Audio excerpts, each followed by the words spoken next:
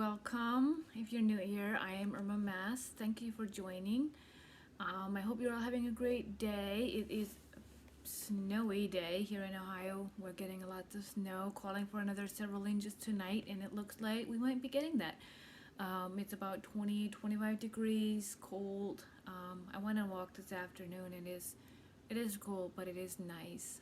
I love snow and being almost snowed in. It's just exciting, and I love it. It's so cozy and crystal clear white, and yeah. So I often get the question, why did I leave the Amish, and do I regret it? That type of thing.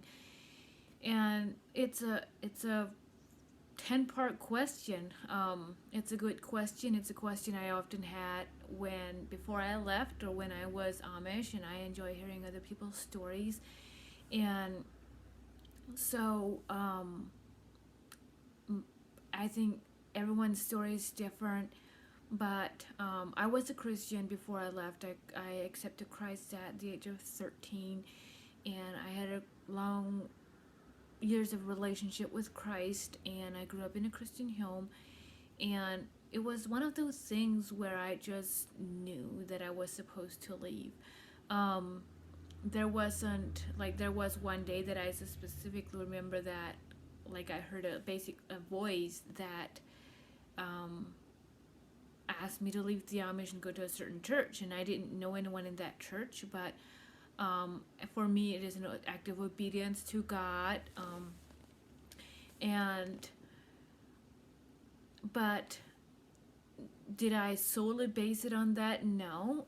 I think when I heard that voice, it took me a number of years to really wrestle with it. Is this God? I'm sometimes challenged. That was Satan telling me that type of thing. And so I really had to know what I believe. I had to search the scriptures. I had to search for answers for that. And so, why was he asking me to leave? I didn't understand. I felt I could be Amish and still be saved. I could be Amish and share the gospel in the Amish community. But for me, number one, it was an act of obedience. In looking back now, and it's just over 5 years that I left, and I see so much of why God wanted me to leave. The freedom that He wanted me to experience, my relationship with Him, my personal growth. There's just continuous of like there's so much He wanted for me, and I didn't see that. I didn't know that at the time when I was struggling with this, should I leave or whatever. But and as I realized more and more, and I did more of the Amish beliefs, like as I searched scripture more, I found other things in the Amish community, some beliefs and things that I could not agree with. And so I think I will go through some of those.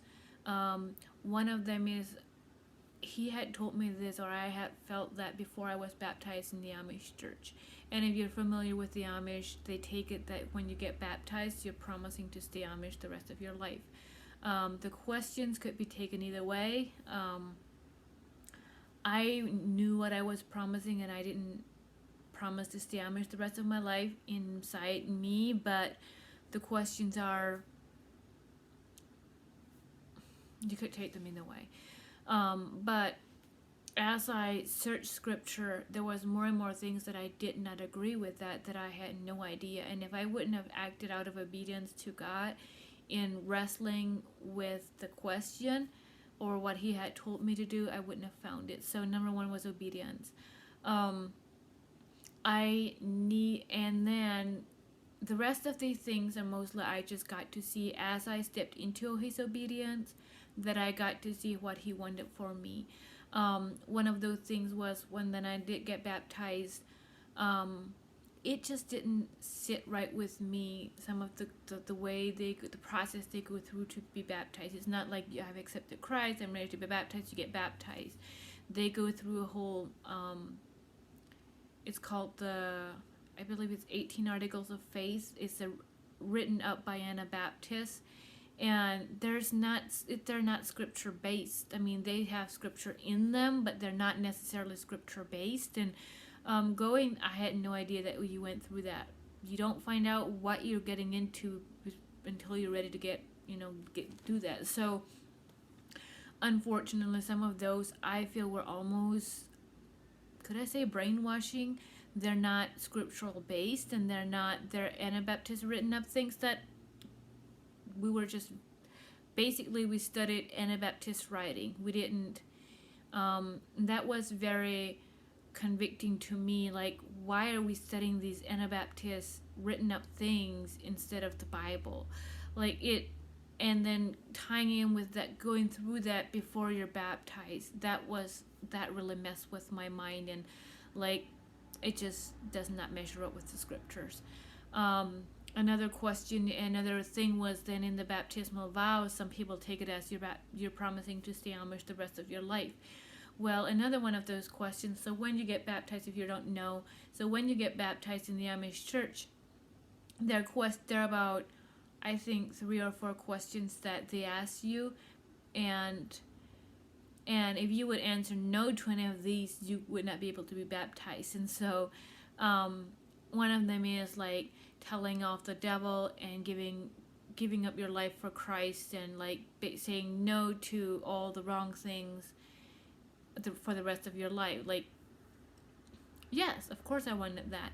And the other question is to stay in that way I believe this is a Christian church, and that you believe that you will stay in the church for the rest of your life. And did I believe that was a Christian church? I couldn't say no. They do believe in God. There are just some different things that I don't agree with, but in general, yes. Did I want to be part of the Christian church for the rest of my life? Yes. And so, and I also heard it say, this is coming from the same church, people said that, well, you're promising to stay like conservative, which would mean it would include some Mennonite type of things. I don't know, everyone can have their own interpretation, but I do not believe that question really applies to being baptized and staying in a certain church. I mean, for sure not that you're staying in the Amish church, because telling no and serving God for the rest of your life with all your heart, mind, and soul, and staying in the Amish church can contradict themselves. I'm not saying everyone that is Amish should leave, but I do believe if God asked them to, that could be contradiction. So that is something that I do not agree with. Excommunication. I have never been part of excommunicating anyone, but I know if someone left the Amish church, we get excommunicated. I am excommunicated because I left. Did I keep my baptismal vows? Yes.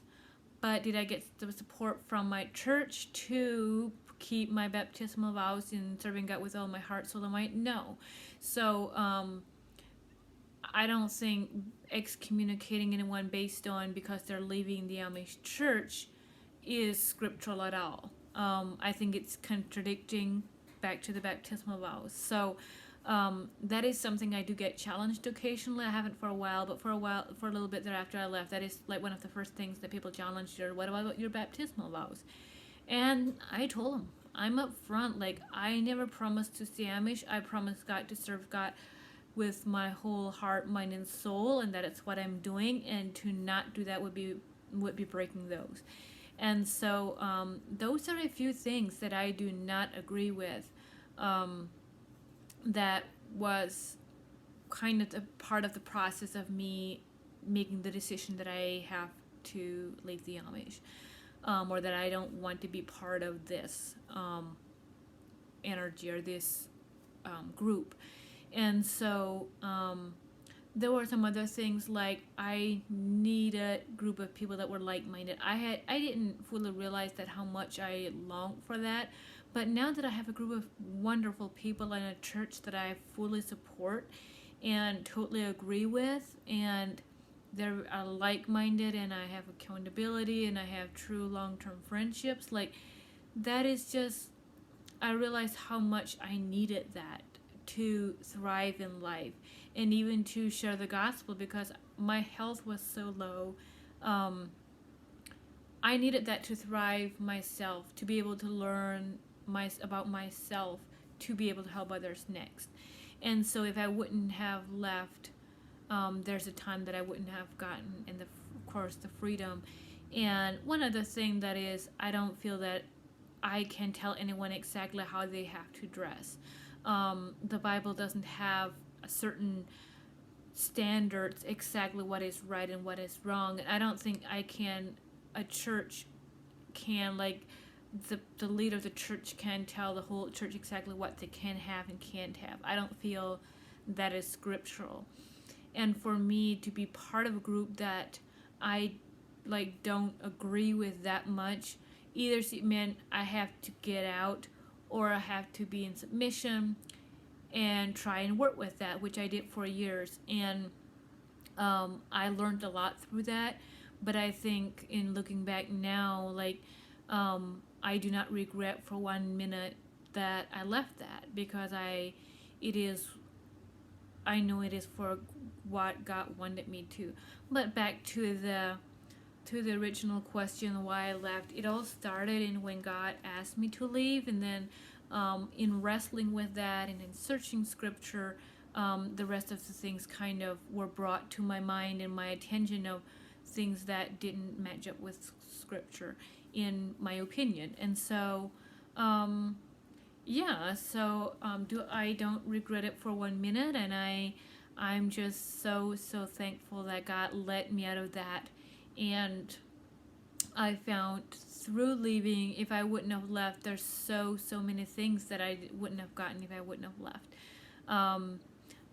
My health, learning how to take care of myself so that I can take care of others. I was the one that I had a ton of friends, and people share things with me, but I didn't have the support I needed. And when I had questions, or just talking about spiritual things, I didn't have the people I needed. And so for me to leave meant I gained that, even though I didn't know I would. And God has just blessed me so much since with giving me, healing, and now I am a much healthier place to reach out to people. I'm in a much healthier place myself to be able to grow healthier relationships, even with my family, with people that I don't agree with, and it meant being true to myself. I knew if I didn't leave, I couldn't be true to myself anymore, because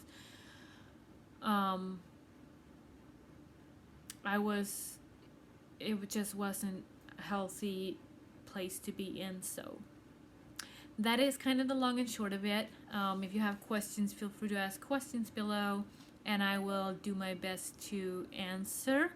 And I hope you all stay safe, stay cozy, stay warm, and we will see you in the next one.